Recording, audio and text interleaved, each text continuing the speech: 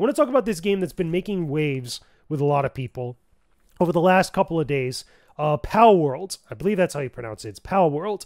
It's basically, if you took the premise of Pokemon and added weapons to it, like guns and projectiles and all this stuff, but still had like some similar elements to what Pokemon is with capturing monsters and stuff.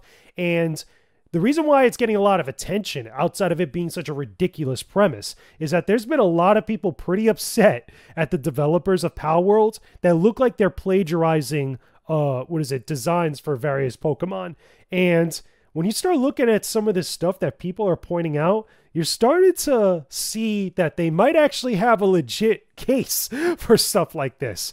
I mean, there's always this like legal gray area that's like pretty wide when it comes to similar ideas. And with plagiarism, you have to really like be able to prove beyond a reasonable doubt that things are exactly the same or really heavily stolen or taken.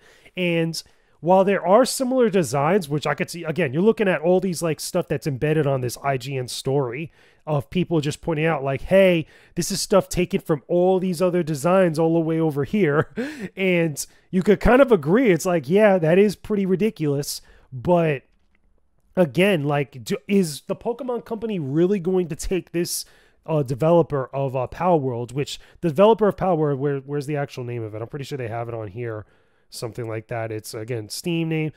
Steam is known as Palworld, blah, blah, blah. I'm trying to find the developer's name.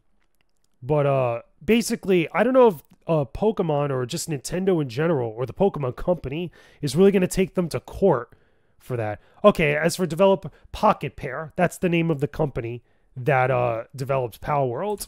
But I don't know if necessarily Nintendo or the Pokemon Company is actually going to take Pocket World or Pocket Pair over to court for this, because I just don't think they really care. Like, obviously, it's not impacting their brand as far as like confusion of the brand. Usually big companies would do something like that if they see a competitor that is doing something that's very similar and it's starting to get muddied up between the customer base between the two companies. And everybody knows Nintendo, everybody knows Pokemon, knows the Pokemon Company, knows a lot of the characteristics of that company, and could differentiate between various other companies that might be copying in some way. This is why you don't see Pokemon actually taking Digimon to court to sue them. You know what I mean?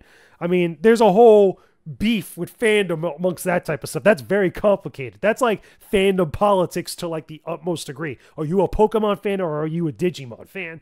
But the main point for as far as this discussion is concerned, it's more about whether it's actually convenient to actually do something like this. I really don't see the Pokemon Company taking them to court for this. I mean, again, you could see that the game itself has, I mean, not from these designs, but the game itself has players running around with Pokemon with guns. Like you could see in like this screenshot, or actually no, it's not even a screenshot there. But I've seen like other screenshots of it where they actually have different characters, or I think this might be one of them here, has running around with like an assault rifle and stuff. It's pretty ridiculous. Let's be honest. It's like pretty out there in general, like this type of stuff. But the point is that it's causing a lot of ruckus amongst fans, especially Pokemon fans. And I can understand why it seems like something's coming for your fandom when it's really not. But it's caused a lot of this discourse, and this is why you have places like IGN that's actually reporting on it. So it is what it is. I don't see anything like crazy coming from this. Maybe in the coming months you might see something pop off, but I doubt it. And sincerely doubt it. I just don't think that the Pokemon Company or Nintendo really cares about something like this. You know, it's kind of stupid. Now, if it was a bigger company, I could totally see something happening. But in this case, an independent developer that's like doing something like this, even though it's Nintendo and they're notorious for going after people over like fan games and stuff, but the difference is that those fan games are actually using their IP. They're actually using like Metroid. They're actually using Pokemon. They're actually using The Legend of Zelda, etc. In this case, I don't see anything going down.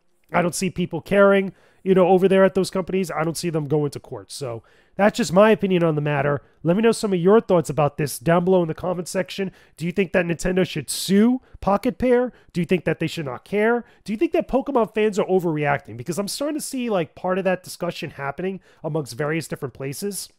And to be honest with you, I could totally get that. At least that's how I feel in some cases. Like, granted, pointing out like similarities between designs, I don't think is overreacting. But then when you see people like wiling out